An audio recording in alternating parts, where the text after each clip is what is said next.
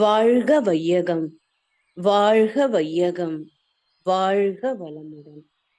குரு வாழ்க, குருவே துணை. தியானமே யோகம், யோகமே ஞானம். தமிழ் ஆனந்த யோகத்தின் இன்றைய சிந்தனை துளி. ஆன்மீக பயிற்சிக்கான காலம் எவ்வளவு? ஒருவரின் ஆன்மீக பயிற்சிக்கான காலத்தை அவரவர்தான் நிர்ணயிக்க வேண்டும். சரியான தத்துவ விளக்கங்களை கேட்டுக்கொண்டே இருக்க வேண்டும். ஏனெனில் அறத்திற்கு முரண்பாடான அத்தனை செயல்களையும் பல வருடங்களாக, பல பிறவிகளாக கேட்டு பதித்து வைத்திருக்கிறோம். அதனை மாற்ற வேண்டுமானால் ஒரு நாள் கேட்டால் போதாது. தத்துவ விளக்கங்களை மீண்டும் மீண்டும் கேட்டாலன்றி அதில் ஒரு தெளிவும் வைராக்கியமும் கிடைக்காது. ஆன்மீக பயிற்சிகளுக்கான காலம் அவரவர் கருமையத்தின் களங்கங்களுக்கு ஏற்ப மாறுபடலாம். அதே போல வாழ்நாள் முழுவதும் ஆன்மீக பயிற்சிகளை எடுத்துக்கொண்டிருப்பதும் சரி அன்று. அப்படி எடுத்துக்கொண்டிருக்கும் ஒருவரை பொழுதுபோக்கிற்காக செய்கிறார் என்றும் கூறலாம். கெடுப்பதற்காக பல ஆண்டுகள் எடுத்துக்கொண்டோம். ஆனால் சரி செய்வதற்கு சில மாதங்களில் நடக்க வேண்டும் என்று எதிர்பார்க்கிறோம். உதாரணமாக, உடலில் ஏற்பட்ட குறைபாட்டினால் ஒரு கட்டி வந்துவிட்டது. அந்த கட்டி ஓரிரு நாட்களில் உருவாவது இல்லை. அது பல நாட்களாக அல்லது மாதங்களாக அல்லது வருடங்களாக கூட வளர்ந்திருக்கலாம். இத்தனை நாட்கள் வளர்ந்த கட்டியினை சில நாட்களில் சரியாக்கிவிட வேண்டும் என எதிர்பார்ப்பார்கள். இயற்கை மருத்துவத்தின்படி அதனை மெதுவாக கரைத்து முழுமையாக குணமாக்க வேண்டும். ஆனால் நவீன மருத்துவத்தில் ஒரே நாளில் சரி செய்து விடுவோம் என்று கூறி கட்டி வந்த பகுதியை வெட்டி எடுத்து விடுகிறார்கள். தொடர்ந்து பயிற்சிகளையும் முயற்சிகளையும் மேற்கொண்டால் மட்டும்தான் விளக்கத்தின்படி வாழ்வதற்கான வழிகள் கிடைக்கும். இந்த பழக்கத்திலிருந்து நம்மை விடுவித்துக் கொள்வதற்காக பல யுக்திகளுடன் கொடுக்கப்பட்டதுதான் அகத்தாய்வு பயிற்சிகள் அல்லது தற்சோதனை பயிற்சிகள். அவை எண்ணம் ஆராய்தல், ஆசை சீரமைத்தல், சினம் தவிர்த்தல், கவலை ஒழித்தல், நான் யார், இந்த 5 தற்சோதனைகளையும் சரியாக உணர்ந்து கொண்டு செய்தால்தான் நாம் திசை மாறிய இடத்திலிருந்து திரும்பி வருவதற்கான வாய்ப்புகள் கிடைக்கும். இறை ஞான ஆசிரியர் நன்மணி ஐயா அவர்களுக்கு நன்றிகள். வாழ்க வளமுடன் ஐயா. வாழ்க வளமுடன். நன்றி அம்மா, வாழ்க வளமுடன். ஆன்மீக பயிற்சிகளுக்கான காலம் எவ்வளவு? இது இன்றைய சிந்தனையாக இருக்கிறது. இப்போ ஆன்மீக பயிற்சிகள் என்ற அந்த வார்த்தையை இந்த இடத்தில் நன்கு சிந்திக்க வேண்டும். ஆன்மீகத்திற்கு பயிற்சி காலம் என்று ஒரு காலம் உண்டு.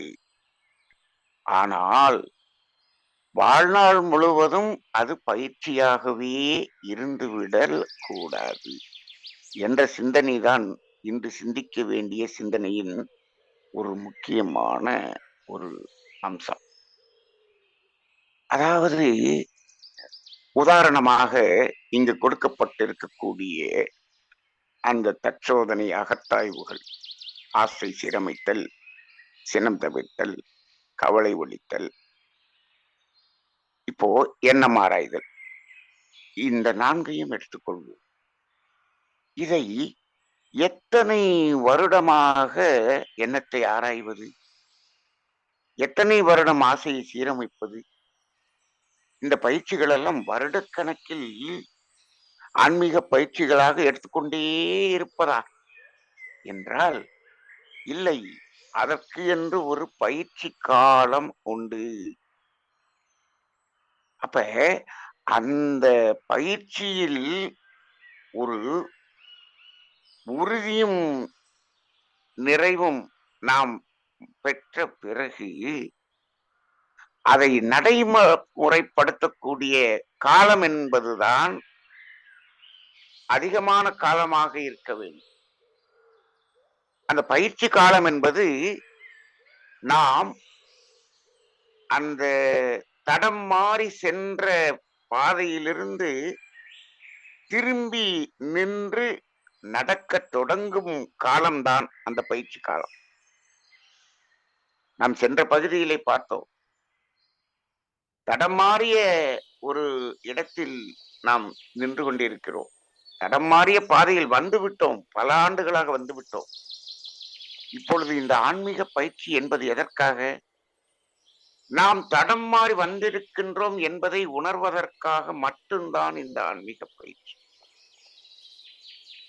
இப்போ ஆன்மீகம் என்ற அடிப்படையில் குருமார்கள் மனிதர்களுக்கு எதை கொடுக்கிறார்கள் என்று கேட்டால், அவர்கள் எதையும் கொடுக்கவில்லை. எதையும் கொடுக்க வேண்டிய அவசியமும் இல்லை. எதையும் கொடுக்கவும் மாட்டார்கள். அவர்கள் செய்யக்கூடிய ஒரே ஒரு காரியம், நாம் தடம் மாறி தவறான பாதையில் பயணித்துக் கொண்டிருக்கிறோம் என்ற தவறை உணர்த்தி நம்மை திருப்புவது மட்டுமே. அது மட்டுமே. இது ஆன்மீக குருமார்களுக்கு மட்டுமல்ல, எல்லா குருமார்களாகிய ஆசிரியர்கள், மருத்துவர்கள், ஜோதிடர்கள், இந்த 3 துறை சார்ந்தவர்கள் பணியே என்ன என்று சொன்னால், அங்கு மனிதர்களிடம் இருக்கக்கூடிய குறையை கண்டு உணர்ந்து அதிலிருந்து அவர்களை திருப்பக்கூடியவர்கள் தான் ஆன்மீக குருமார்களாக இருக்கிறார்கள். அப்ப நம்மிடம் இருக்கக்கூடிய குறையை அவர்கள் கண்டு உணர்ந்து நமக்கு உணர்த்துகிறார்கள். எப்பொழுதும் அந்த குறை என்ற நிலையிலேயே வாழ்ந்து கொண்டிருப்பவர்களுக்கு குறை என்பதே தெரியாது. ஆனால் அதே போல வாழ்ந்து கொண்டிருக்கக்கூடிய சக மனிதன் இவனுடைய குறையை கண்டு அவன் மகிழ்ச்சி அடைகிறான். அவருடைய குறையை கண்டு இவன் மகிழ்ச்சி அடைகிறான். இப்படி ஒரு தற்காலிகமான ஒரு சுகத்திலே வாழ்ந்து கொண்டிருக்கிறார்கள். ஆனால் ஆன்மீக குரு என்ன செய்வார்? அந்த குறையை கண்டு அதற்குரிய காரணங்களை விளக்கி நமது உண்மை பயணம் என்பதையும் அவர்களுக்கு உணர்த்தி நம்மை மாற்றுபவராக இருக்கிறார். சாதாரண சமுதாய மனிதர்களிடம் கூட, ஒரு நண்பர்களாக இருந்தாலும் கூட, அந்த ஒரு குறையை சொல்லி அந்த நண்பனை நல்ல ஒரு வழிக்கு மாற்றுகிற நண்பனாக ஒருவன் இருக்கிறான் என்று சொன்னால், அந்த இடத்தில் கூட அந்த நண்பனே ஒரு ஆன்மீக குருவாகத்தான் இருக்கிறான். ஆனால் அப்படிப்பட்ட நண்பர்களையோ உறவினர்களையோ இப்பொழுது காண்பது அரிதாக இருக்கிறது. அவர்கள் அந்த வழியிலே சென்று கொண்டிருந்தால் தான் நமது பெயர் நன்றாக இருக்கும் என்ற பார்வை இந்த சமுதாயத்திடம் இருக்கிறது. ஆன்மீக குருமார்கள் அனைத்து மனிதர்களையும் அந்த தடத்திலிருந்து திருப்புவதற்கான ஒரு வழியை சொல்பவர்கள்தான் ஆன்மீக குருமார்கள். இந்த இடத்தில் இந்த குறை கூறுதல் என்ற ஒரு வார்த்தையை தவறாக புரிந்து கொண்டிருக்கிறது சமுதாயம். இந்த குறை கூறுவது என்பது 2 வகையில் இருக்கும். எப்படி என்று சொன்னால், அதாவது தன்னுடைய லாபத்துக்காக, சுயநலத்துக்காக அடுத்தவர்களை குறை பார்த்து கூறுகிற ஒரு தன்மை இந்த சமுதாய மக்களிடம் இருக்கும். அது ஒரு வகை. ஆனால் அதாவது சமுதாய மக்களுடைய குறையை நீக்கி அவர்களுக்காக அதை சொல்லி மாற்றுவது என்பது 2வது நிலை. இதுதான் ஆன்மீக குருவினுடைய வேலை. அப்ப சுயநலம் என்று, தன்னலம் என்று எதுவும் இல்லாமல் ஒருவர் அந்த குறையை எடுத்து காண்பிக்கிறார் என்று சொன்னால், அது அவரை மாற்றுவதற்கான ஒரு துண்டாக, ஈகையாக, தர்மமாகத்தான் அவர் செய்கிறார் என்ற ஒரு நிலையை புரிந்து கொள்ள வேண்டும். சிலர் சொல்லி கேட்டிருக்கின்றேன்.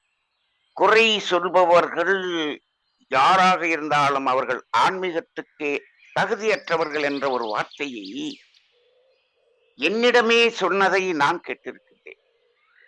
ஆனால் இங்கு பாருங்கள், ஆன்மீக குரு என்பவர்கள் அந்த குறையை கண்டு அதிலிருந்து நம்மை மாற்றுபவராகத்தான் இருக்கிறார். அவர் முழுமையாக அந்த குறையைத்தான் நமக்கு எடுத்துரைக்கிறார், அதை உணர்த்துகிறார். ஆனால் அதில் அவர் எள்ளளவேனும் எந்த பயனும் இல்லாத நிலையில் இருப்பதனால் அவர் குரு என்ற நிலையில் இருக்கிறார். அப்ப அந்த அடிப்படையிலே இந்த ஆன்மீக பயிற்சி காலம் என்பது என்ன என்றால், அதை உணர்ந்து அவரை அப்படியே ஆப்போசிட்ல திரும்பச் செய்து அந்த உண்மையான பாதையின் வழியிலே நடக்க செய்வது, அவ்வளவுதான் குருவினுடைய வேலை. அவர் நடக்க ஆரம்பித்து விட்டார் என்று வைத்துக் கொள்ளுங்கள். அதன் பிறகு நடந்து சென்று அந்த உண்மையான பாதையை அடைந்து அவர் அந்த உண்மை உணர்வுக்கு சென்று விடுவார். இப்போ இந்த இடத்தில் ஆன்மீக பயிற்சி என்பது எதற்கு வரை? திரும்பி நின்று நடக்கும் ஆரம்பிக்கும் வரை. இப்பொழுது இந்த 20 வருடம் 25 வருடம் பயிற்சி எடுத்து பிரம்மஞானம் அடைந்தவர்கள், இப்பொழுது நான் மௌனத்திற்கு செல்கிறேன், அங்கு போய் என்ன செய்கிறேன், எண்ணமாராய்தல் செய்கிறேன், ஆசை சிரமித்தல் செய்கிறேன் என்று சொல்லிக் கொண்டிருக்கக்கூடியதை பார்க்கிறேன். அப்ப இன்னும் திரும்பவே இல்லையா? அப்ப இந்த இடத்தில் ஆன்மீக பயிற்சி காலம் என்பது ஒரு குறிப்பிட்ட காலத்தில் நாம் திரும்பி இருக்க வேண்டும், உணர்ந்திருக்க வேண்டும், அதன் ஒரிஜினலான அந்த உண்மை பாதையில் நடக்க தொடங்கி இருக்க வேண்டும். அப்பொழுது பயிற்சி காலம் முடிந்து விட்டது. அதன் பிறகு நாம் அதை நடைமுறைப்படுத்தக்கூடிய காலமாகத்தான் இருக்க வேண்டுமே தவிர, பயிற்சியையே வாழ்நாள் முழுதும் காலமாக வைத்திருப்பவர்கள் ஒரு பொழுதுபோக்கிற்காக ஒரு சோம்பேறித்தனமாக வந்து உட்கார்ந்து செல்லக்கூடியவர்களாகத்தான் இருப்பார்கள். அந்த அடிப்படையில் நாம் நமது பயணத்தை உண்மையான பயணமாக மாற்றி அமைத்து விட்டார் நமது குரு. நாம் பயணத்தை தொடங்குவோம். அனைவரும் வாருங்கள், உண்மை பாதையில் பயணிப்போம். நன்றி. வாழ்க வளமுடன்.